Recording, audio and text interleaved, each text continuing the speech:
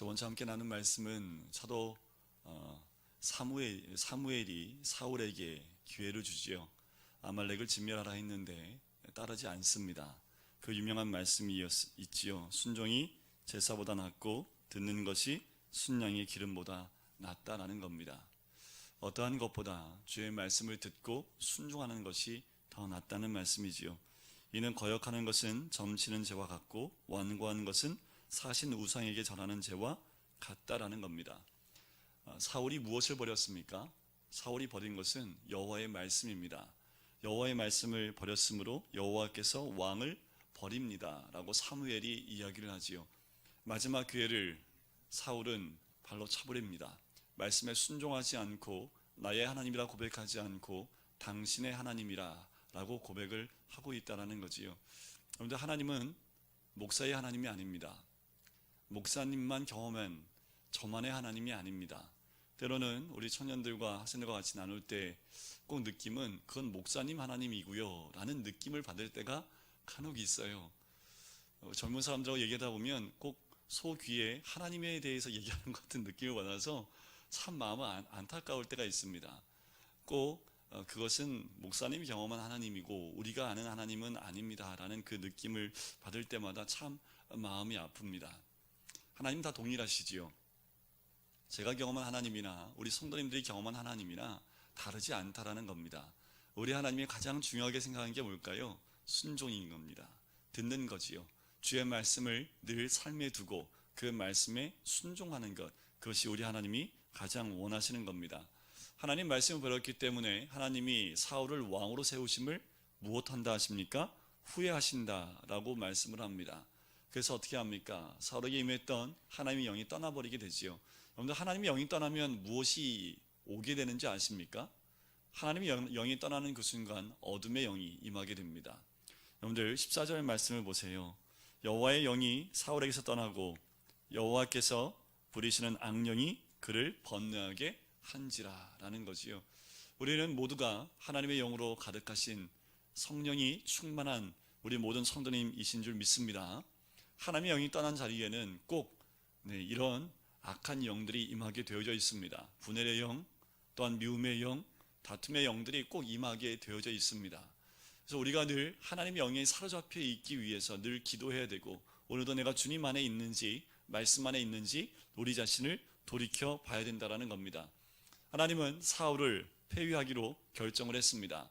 폐위만 하는 것이 아니라 분명히 다음 왕을 세우겠다라고 말씀하셨습니다. 근데 사무엘이 이것을 잘 못 알아들은 것 같아요. 하나님 계획을 잘 알지 못한 사무엘이 걱정과 근심과 두려움과 슬픔 가운데 묻혀있는 모습들을 봅니다. 15장 35절을 보세요. 사무엘이 죽는 날까지 사울을 다시 가서 보지 못하였으니 이는 그가 사울을 위하여 슬퍼함이었고 여호와께서는 사울을 이스라엘 왕으로 삼으신 것을 후회하셨더라라는 거지요. 여러분들, 우리 하나님이 저를 목사 세우는 것을 후회하시게 되면 어떻겠습니까? 우리 모든 성도님들을 그 직분을 드렸는데 그 직분 드린 것을 우리 하나님이 후회하시면 어떻게 하겠습니까? 안 되겠지요. 우리 때문에, 저 때문에 성도님이 슬퍼해도 안 되고요. 또한 성도님 때문에 제가 슬퍼해도 안 되겠지요. 우리 안에는 하나님의 말씀 가운데 거하는, 하나님께 인정받는, 그리고 주와 동행하는 귀한 신명이 되어야 될 줄 믿습니다. 이렇게 사무엘은 큰 슬픔 가운데 짓눌려 있게 됩니다. 가장 큰 이유는 장차 이 나라에 대한 걱정이지요. 왕이 세워지기 전에 사무엘이 그 역할을 감당했던 사사와 또한 선지 역할을 감당했던 사람이 사무엘입니다. 이스라엘 전체의 그 나라를 통괄했고 하나님 명령에 따라서 다스렸던 사람이었기 때문에 이 나라에 대한 걱정이 참 많았다라는 겁니다. 그리고 이 민족의 향방은 어디로 갈 것인지에 대한 염려가 이 사무엘에게 가득 채워져 있는 것을 보게 되지요. 우리 1절을 보세요. 그런 사무엘에게 하나님이 나타나십니다. 내가 이미 사울을 버려 이스라엘 왕이 되지 못하게 하였거늘 네가 그를 위하여 언제까지 슬퍼하겠느냐. 꼭 사무엘을 책망하는 것 같은 그 음성입니다. 사무엘 이해가 가요. 슬퍼하고 걱정과 근심과 두려움에 있는 것이 이해가 갑니다. 그런데 하나님은 사무엘을 그렇게 두지 않으십니다.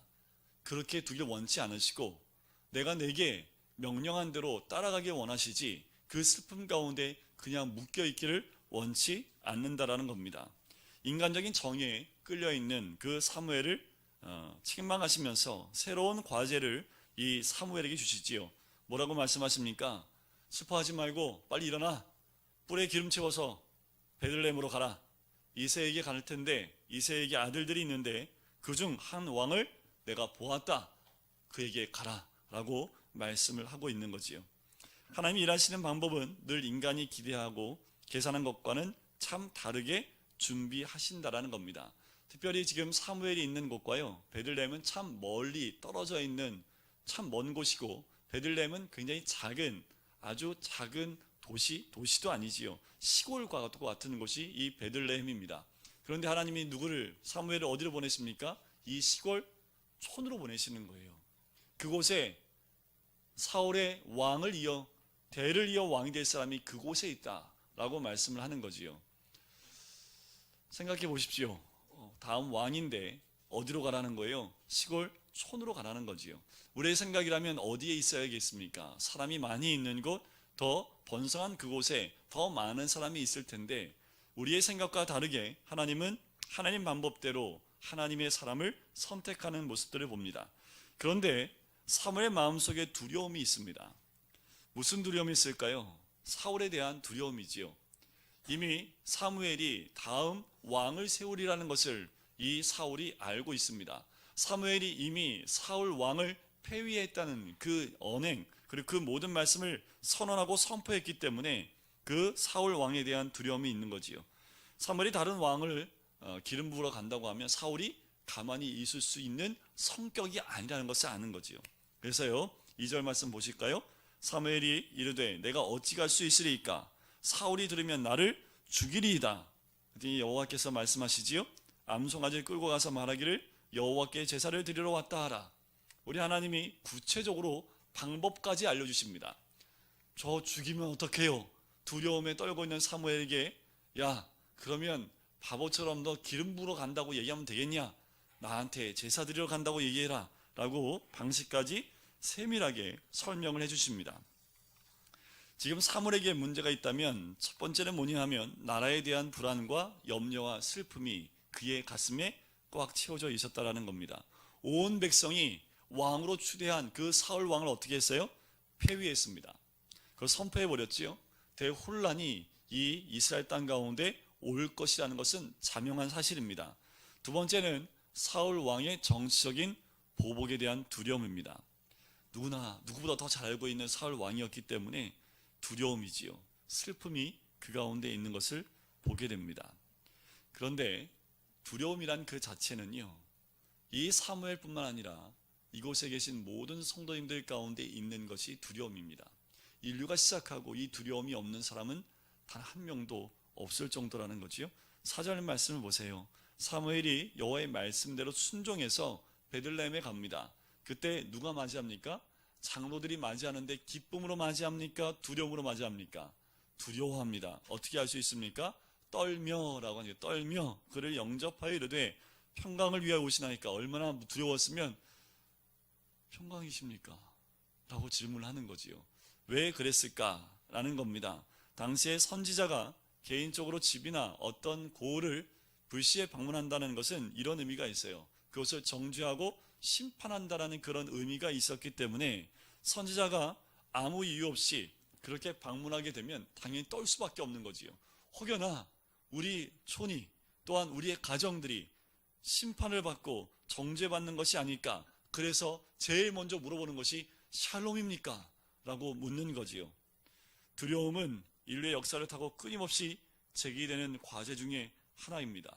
이 두려움은 원래부터 인간에게 주어진 것이 아닙니다. 무엇 때문에 이 두려움이 인간의 몸에 들어왔을까요? 제일 먼저 들어온 게 언제인지 아십니까? 아담을 하나님 찾으세요. 아담아, 네가 어디 있느냐?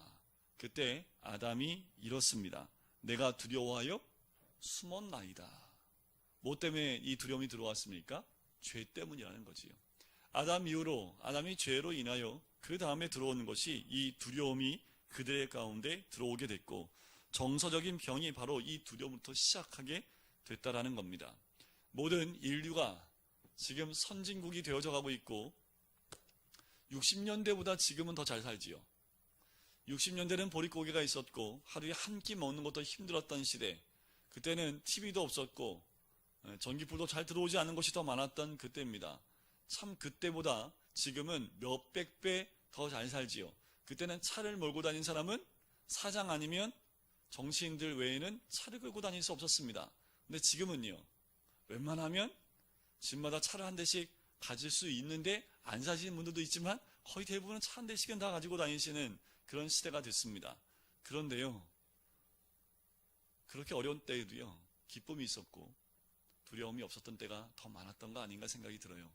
더 잘 살고 더 먹을 것이 풍족해지고 누릴 것이 더 많음을 통해서 우리 안에 두려움이 사라지고 늘 평안 가운데 있어야 되는데, 시간이 갈수록 더 먹을 것이 많아지고 더 편해질수록 우리 마음에 왠지 더 걱정과 근심과 두려움이 있는 이유가 무엇일까냐는 거지요.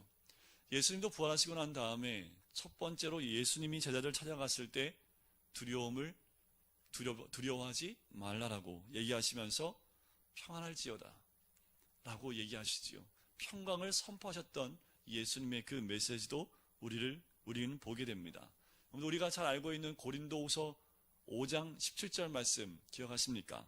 그런즉 누구든지 그리스도 안에 있으면 새로운 피조물이라. 이전 것은 지나갔으니 보라 새 것이 되었도다. 이 말씀은 다 외워요. 고린도후서 5장 17절. 이거는 꼭 외우셔야 됩니다. 길 가다가도 누가 물어보시면 이 말씀은 툭 튀어나오셔야 돼요. 왜요? 나는 새 피조물이다. 나는 새 사람이 되었다. 왜요? 그리스도 안에 있기 때문에. 옛것은 지나고 새 사람이 되었다 선포하고 다니셔야지요. 근데 더 중요한 말씀이 그 다음 절 18절 말씀입니다. 제가 읽어드려 볼게요. 모든 것이 하나님께로서 났으며 그가 그리스도로 말미암아 우리를 자기와 화목하게 하시고 또 우리에게 화목하게 하는 직분을 주셨다라는 겁니다. 우리를 새 피조물, 새 생명, 새 사람이 되게 했을 뿐만 아니라 이제 더 나아가서 우리에게 무슨 직분을 주셨습니까? 화목하게 하는 직분을 주었다라는 겁니다. 우리 성도님들의 직분이 뭐라고요? 화목. 화목. 자, 옆에 분에게 그냥 이렇게만 보세요. 화목. 여러분들 우리 모든 직분이 뭐라고요? 화목하게 하는 직분입니다. 화목하게 하는 직분. 뭐 장로님, 집사님, 권사님 다 직분 다 띄어내고요. 네, 오늘은 다 띄어내고, 네, 오늘은 무슨 직분? 화목 직분. 우리 이현홍 화목 이렇게 이현홍 장로님이 아니라 이현홍 화목님 뭐 이렇게 직분이 화목으로 바뀌어야 되는 거지요. 우리에게 새 생명 주신 이유가 뭐라고요? 우리를 화목하게 하는 직분을 주기 위해서라는 겁니다. 다시 말씀을 드리면 우리를 평안의 사도로 보내기 원하신다라는 겁니다. 나를 만나는 모든 자들에게 우리는 무엇을 선포하며 다니셔야 돼요? 샬롬을 선포하셔야 됩니다. 가정에 들어갈 때 샬롬을 선포하셔야 되고요. 직장에 갈 때 샬롬을 선포하셔야 되고, 친구들과 커피숍에 만날 때 샬롬을 선포하셔야 됩니다. 사람들이 우리를 만나기를 기대해야 돼요. 왜요? 쟤만 오면 왜 이렇게 편한지 모르겠어. 이런 사람이 되는데 쟤만 오면 왜 이렇게 부담스럽지? 이러면 안 되지 않겠습니까? 쟤만 오면 이상하게 걱정, 근심이 가득 채워지고 말하다 보면 왜 이렇게 두려움이 오는지 모르겠어. 이게 아니라 우리를 만나면 끝없는 평안 가운데 왠지 쟤만 만나면 모든 근심과 걱정이 다 사라지는 것 같아.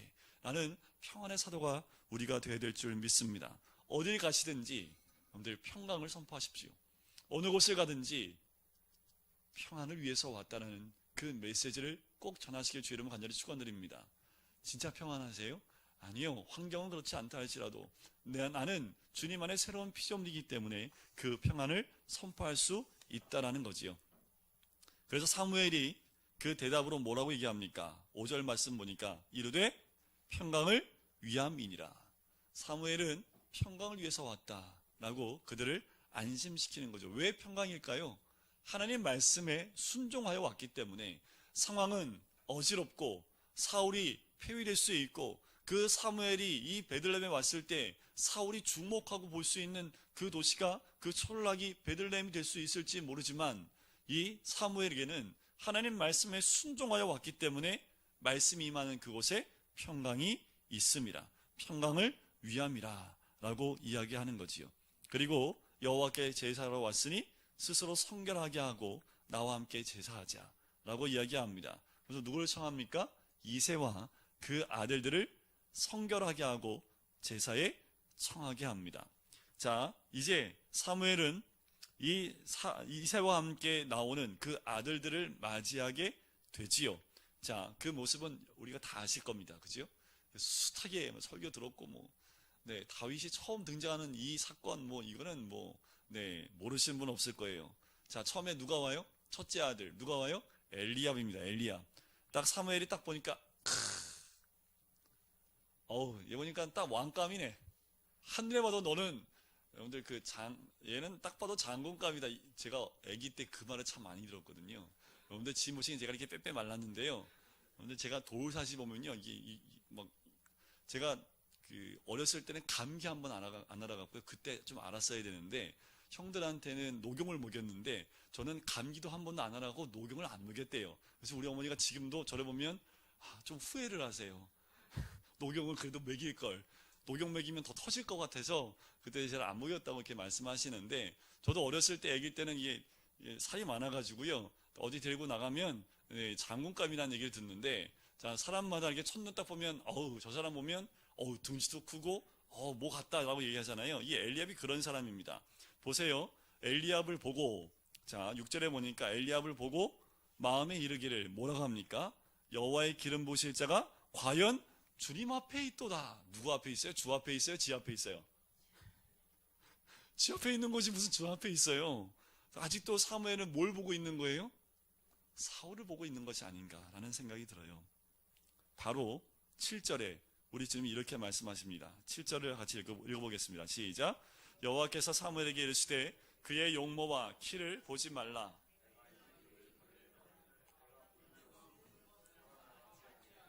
사람은 외모를 보거니와 나 여호와는 중심을 보느니라 하시더라. 우리 아이들이 있기 때문에 오늘 말씀은 참 아이들이 잘 들어야 됩니다. 자, 우리 주님이 뭐라고 말씀하십니까? 자, 3월에 보니까 엘리압이 딱 외모 보니까 왕 딱 되면 딱 맞을 사람. 과연 주님이 나를 이곳에 보내신 이유가 얘 때문이구나 할 정도로 외모가 출중했던 사람이 엘리압입니다. 사울 못지않게 키도 컸고 잘생겼습니다. 딱 차기 왕감으로 딱이었던 사람이 엘리압이지요. 하지만 하나님의 판단은 달랐다라는 겁니다. 하나님의 일관된 기준을 주님이 꺼내시는데 용모와 키를 보지 말라, 외형을 보지 말라라는 겁니다. 눈에 보이는 것, 크기나 외형을 보지 말라. 인류가 가장 큰 오류를 범하는 것 중에 하나가 바벨탑을 쌓는 것처럼 더 높이, 더 크게, 더 빠르게 이런 모토를 가지고 더 드러나 보이는 것에, 외형적인 것에 많은 것을 투자하기 때문에 그렇습니다. 항상 크기 싸움을 하지요. 높이 싸움을 하는 것이 우리 인류입니다. 사무엘 선지자도 그런 세상의 패턴을 지금 동일하게 또 답습해 가고 있는 거지요. 사울 왕을 뽑을 때에도 그랬지만 지금 두 번째 왕을 뽑을 때도 동일한 관점을 가지고 아직도 떠나지 못한, 아직도 버리지 못한 관점을 가지고 왕을 선택하려 하고 있다는 겁니다. 그런데 7절 말씀에 보니까 그 용모와 키를 보지 말라. 여러분들 용모와 키보다 더 중요한 것 있다라고 주님 말씀하시니까 여러분들 꼭 기억하셔야 됩니다. 그리고 뭐라고 얘기합니까? 내가 이미 그를 버렸다라는 겁니다. 얘는 나오자마자 버림받아네요. 참 불쌍한 것 같지 않으세요? 엘리야는 딱 와서 멋있어, 버렸어. 이게 나오자마자 등장과 함께 버림을 받은 사람이 엘리야는 참 불쌍하다는 생각이 들어요. 그런데 제가 가만히 보니까 하나님이 이 말씀하신 데는 두 가지 이유가 있습니다. 한 가지는 엘리압이고요. 하나는 사무엘 때문입니다. 한 가지 엘리압은 뭐냐면 첫째잖아요. 그죠? 모든 투자를 누구한테 다 해요? 첫째한테. 근데 얘가 키도 커요. 그리고 싸움도 잘하고, 이때 당시에 보면 용사가 용사감이에요. 등치도 있고, 힘도 좋고, 모든 걸 투자해도 아깝지 않을 아들. 이 엘리압의 마음이 어땠을까요? 자신감? 난 뭐든지 할 수 있다. 그리고 그 아버지의 모든 기대를 한 몸에 다 받고, 어떠했을까요? 하나님 보시기에, 얘는 딱 시키면 사울이네. 그러니까 딱 싹수가 사울이야. 그러니까 얘는 아니다 라고 하셨던 거지요. 한 장만 더 넘어가면 골리앗과 싸울 때 다윗이 왔을 때 이래 그런 얘기를 하잖아요. 네가 구경하러 왔느냐? 다윗이 구경하러 왔겠어요, 그죠? 그런데 기름 부은 거 뻔히 아는데, 그런데 그 자기 동생한테 너 딱 보니까 너 구경하러 왔어, 이 악한, 이런 얘기를 한 사람이 또 엘리압 아닙니까? 그러니까 그의 눈과 그의 마음이 어떤지 이미 하나님이 아셨다라는 거지요. 또 한 가지 내가 이미 그를 버렸다라는 그 의미는 이런 겁니다. 사무엘이 가졌던 내가 용모와 키를 보는 그 패턴, 그 관점으로 보는 그를 내가 버렸다라는 겁니다. 사무엘 네가 그렇게 키와 용모를 보고 크기를 보는 그 관점을 갖고 있는 그의 그 모습, 그것을 내가 버렸다라고 말씀을 하는 겁니다. 교회가 크기 싸움을 하기 시작하면 그건 망하는 전주곡입니다. 또 뉴스에 나온 거 보니까 서로 담임 목사 되기 위해서 싸운 사건이 또 하나 나왔네요. 부평에서 아마 얘기를 보니까 감리교 쪽이 아닌가라는 생각이 잠깐 들어요. 이렇게 파송했다는 얘기를 나온 거 보니까 우리 그 예수교 장로회는 청빙하잖아요. 근데 어떤 총회는 이 총회에서 파송을 합니다. 파송을 했는데 기존에 있던 담임 목사가 안 나간 거예요. 두 패로 나눠서 서로 멱살잡이 하다가 고소를 당해서 벌금 200만 원 형에 이렇게 이제 처해지게 된 거지요. 큰 교회라고 하는데 어떤 교회인지는 모르겠습니다. 근데 교회 안에 나누어져서 서로 담임 목사라고 싸우기 시작을 한 거지요. 이런 모습들이 지금 현재 이 땅에 일어나는 모습 아니겠습니까? 역사적으로 하나님께서 큰 것들을 모아서 일을 한 적이 한 번도 없으십니다. 하여튼 큰 뭔가 이렇게 뭉쳐가지고 하나님이 뭉쳐 다 모여. 자, 힘을 하나 뭉쳐서 한번 해보자.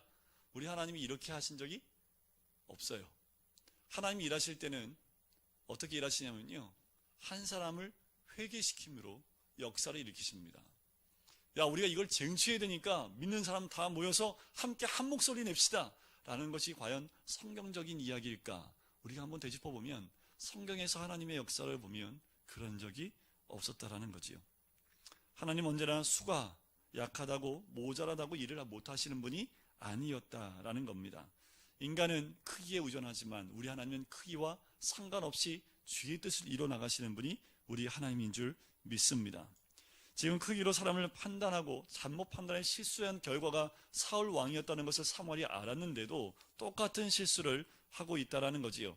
하나님께서는 용모와 신장을 보지 마라, 이미 내가 그 패턴을 버리지 않았느냐라고 말씀하고 있는 거지요. 사무엘이 실수해도요, 우리 하나님은 그 실수를 하지 않으시는 분이 우리 하나님인 줄 믿습니다.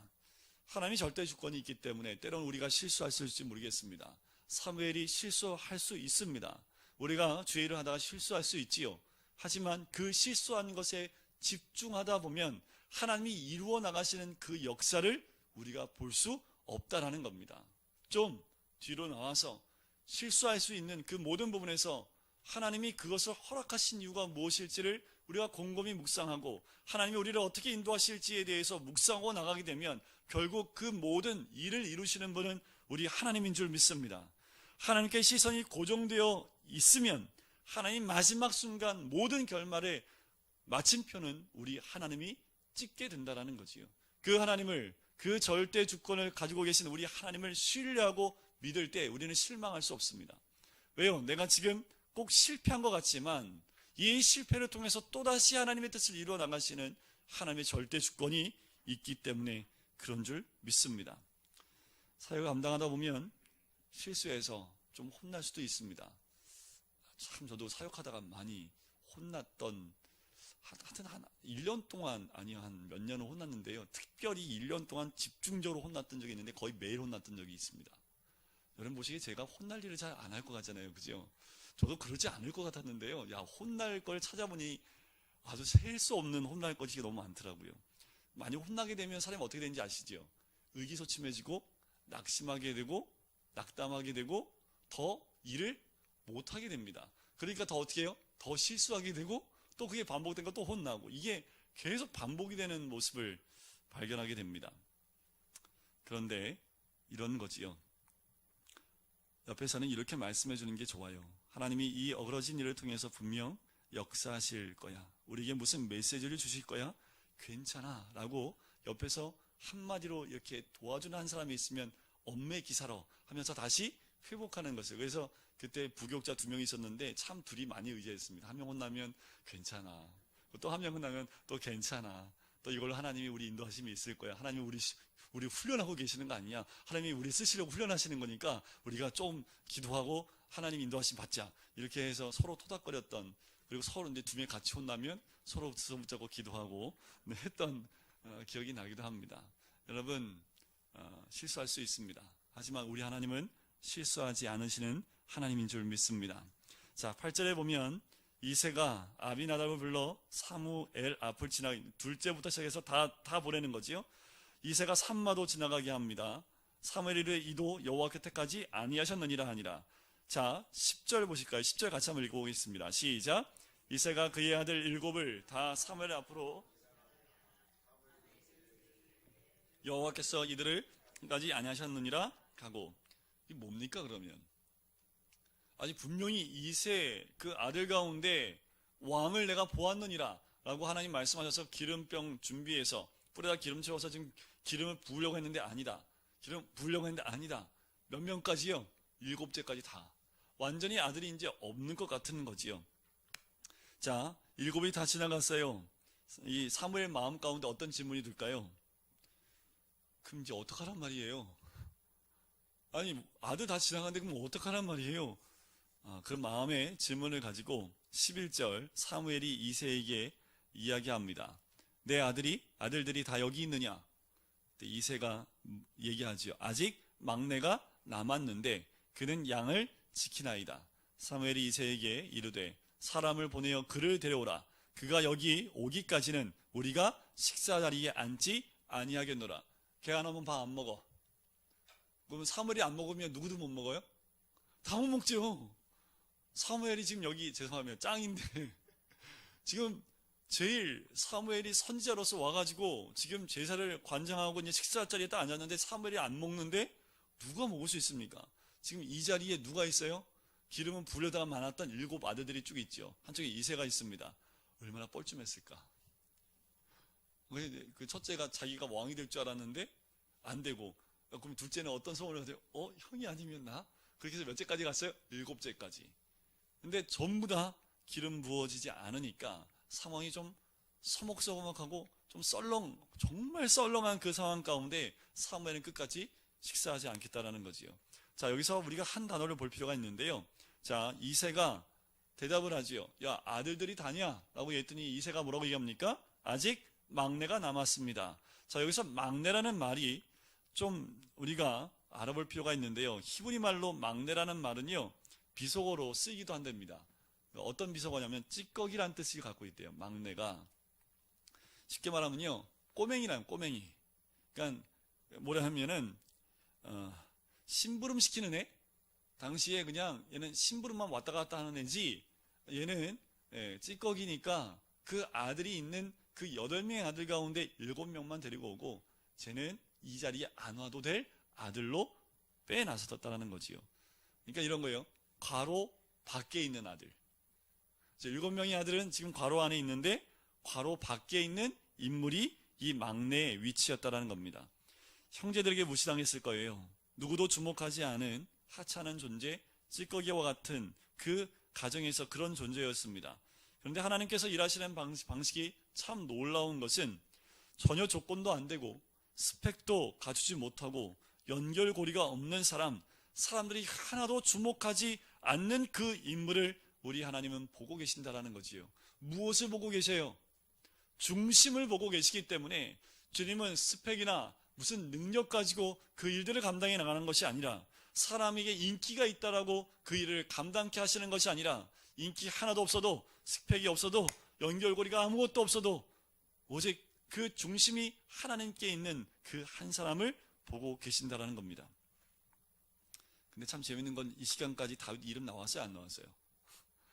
아직까지 다윗 이름도 나오지 않을 정도라는 겁니다. 이 중에 여호와께서 택하신 사람이 없으니 막내가 여기 오기 전까지 아무도 먹지 마십시오 라고 지금 사무엘이 얘기하고 있는 겁니다. 아버지는 말할 것도 없고 심지어 사무엘마저도 이게 뭘까 생각하고 있을 그때에 그 막내가 들어옵니다. 자, 다윗이 이제 들어와요. 이때 다윗이 몇 세 정도 됐을까요? 10대 초반? 티네이저 정도 됐을 것 같아요. 그러니까 10살 미만은 아니었을 것 같고 10대 초반 정도 됐을 그 나이입니다. 지금 양치고 왔으니까 아마도 그 몸에서 무슨 냄새가 날까요? 양노린내, 양똥내, 그지요? 뭐 온몸에는 뭐예요? 검불이 좀 붙어 있었을지도 모르고 씻지도 못하고. 왜요? 바로 왔기 때문에 7명의 아들은 씻고 새 옷 입고 지금 제사에 참여하고 있는데 이 다윗은 바로 왔기 때문에 옷도 어떻게 해요? 꾀제제하고 냄새도 나고 얼굴도 검은티하고 딱 오자마자 냄새가 나서 아마 코를 막을 정도가 아니었을까. 그런데 하나님 눈에 비친 다윗의 얼굴을 성경은 이렇게 표현을 하고 있습니다. 12절 한번 보시겠어요? 자, 그를 데려오매. 자, 그 다음 말을 한번 같이 읽어볼까요? 그의 빛이 붉고 눈이 빼어나고 얼굴이 아름답더라. 얼굴에 똥 묻히고 다니는 것도 아름답더라 라는 거지요. 과연 하나님 마음이 합한 자로서 최고의 조건이 이 조건이었을까요? 얼굴이 붓고 눈이 빼어난 걸까요? 우리 애들 다 거기 들어가잖아요. 그죠? 자, 어떤 조건이었을까라는 거지요.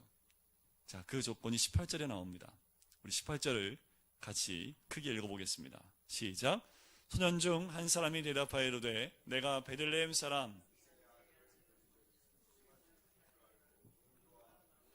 구변이 있는 준수한 자라. 여호와께서 그와 함께 계시더이다 하더라. 다윗의 자격 조건이 무엇이었습니까? 여호와께서 그와 함께 계시더이다. 누가 본 거예요? 다윗이 얘기한 것이 아니라 소년 중 한 사람이 다윗이 하나님과 함께 있었던 모습들을 직접 보았다라고 얘기하는 거지요. 다윗에게 기름을 부은 사무엘은 다시 라마로 돌아가 버립니다. 이제 장면이 바뀌어요. 사무엘이 돌아가자마자 궁궐로 그 배경이 바뀝니다. 들녘에서 밤이면 추위에 떨면서 맹수들과 양을 지키기 위해서 싸웠던 목동 다윗이 가족들로부터 따돌림 당하고 찌꺼기 같은 막내 아들이었던 그 다윗이 하나님의 오묘한 섭리 끝에 어디로 입성합니까? 궁궐로 들어가요. 궁궐로. 자, 그 여정이 나오는데 아까도 보았던 그 말씀 가운데 14절을 보니까 사울이 하나님의 영이 떠나고 난 다음에 악령이 임하게 되지요. 그래서 주위에 있는 사람이 뭐라고 얘기합니까? 수금을 잘 타는 사람을 불러서 그 악령에 시달릴 때에 수금을 통해서 치료하자라고 얘기하는 거죠. 그때에도 아마 음악 치료가 있었던 것 같아요. 지금도 이제 음악 치료하는 그런 심리 치료가 있긴 한데 그때 이 사람들이 이렇게 얘기하는 거지. 왕이시여, 제가 알기로 베들레헴 이새의 아들이 수금을 탈 줄 알고 용기와 무용과 구변이 있는 자입니다. 하나님이 그와 함께 하시더이다 라는 그 말을 듣고 사울이 직접 다윗을 궁궐로 데려옵니다. 19절입니다. 사울이 이에 전령들을 이새에게 보내어 이르되 양치는 내 아들 다윗을 내게로 보내라 라고 얘기합니다. 자, 궁궐로 초대한 사람이 누구예요? 사울 왕입니다. 사울은 지금 자기 궁궐 안에 누구를 데리고 있는 거예요? 자기 다음 왕을 불러들이고 있는 거지요. 사울은 전혀 모릅니다. 오늘 16장 안에는요, 배경이 2개가 나와요. 들판에 있는 그 모습과 궁궐에 있는 그 모습, 그 2개가 만나는 참 아이러니하지만 하나님의 그 모든 스토리를 인도해 나가고 있는 그 과정을 보지요. 우리는 그냥 읽지만 사람들은 이것을 몰라요. 어떻게 이렇게 움직여 나가는지 몰라요. 하지만 이 모든 것 가운데 이 스토리를 누가 써내려가고 있습니까? 우리 하나님이 써내려가고 있는 거지요. 여러분, 우리 개인의 삶의 영적인 그 스토리를 누가 써내려가고 있어요? 하나님이 써내려가고 있다는 겁니다. 내가 어떻게 여기 와 있을 수 있을까요? 하나님이 그 스토리를 적고 있기 때문에 그렇습니다.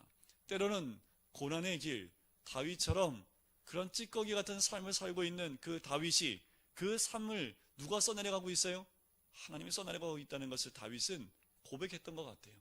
그 들판에서 맹수와 싸우면서 추위에 떨면서도 이 다윗은 무엇을 고백한 거예요? 하나님 앞에 있었다라는 겁니다. 하나님이 모든 것을 인도하고 있다는 것을 이 다윗은 고백하는 삶을 살았다라는 겁니다. 그러니 얼굴에 똥이 좀 묻어도 그를 표현할 때 뭐라고 얘기합니까? 빛이 붉고 눈이 빼어나고 얼굴이 아름다울 수 있었던 것은 그 마음에 조금이나마 분노나 자기가 무시하고 있다던가 자기가 고난을 받아서 너무나 괴롭다는 그 얼굴이 하나도 있지 않았다라는 거지요. 다윗이 그 어린 나이에 그 산 그리고 그 들판에 있으면서도 하나님을 찬양하고 수금을 틀면서 키면서 하나님을 찬양했던 그 솜씨가 결국 어떻게 해요? 궁궐로 들어갈 수 있는 모티브가 됐다라는 겁니다. 여러분들 뭐 하실 수 있어요? 여러분들 각자 내가 제일 잘할 수 있는 거 한 가지만 다 생각해 보십시오. 그것 때문에 여러분들 저희 대통령 만나러 갈 수 있다니까요. 뭐 만나는 게 뭐 중요한 건 아니지만 어떻게 그렇게 할 수 있습니까? 다윗이 양들을 풀어놓고 혼자 있을 때 뭐 하는 거예요? 그 자연 만물을 보면서 하나님을 찬양했다는 거지요. 그러면서 어떻게 해요? 하나님의 영이 늘 함께 있었던 다윗의 그 모습을 주변에 있는 모든 사람들이 함께 보고 느꼈다라는 겁니다. 근데 주변에 있는 사람들이요, 우리가 어떤 환경에 있든지 늘 하나님 앞에서 늘 기뻐하고 하나님을 찬양하는 그 모습을 보면서 사람들이 알아요. 아, 저 사람은 하나님이 함께하는 사람이구나. 그래서 결국 하나님이 함께하는 사람이 필요한 그곳에 우리를 인도하게 될 줄 믿습니다. 이 모든 것을 누가 쓴다고요? 우리 하나님이 그 스토리를 써내려가고 계신 줄 믿습니다. 그래서 다윗을 뭘 시킵니까? 가장 총애받는 지위가 뭐냐 하면 사울 왕의 무기를 든 자로 이를 세웁니다.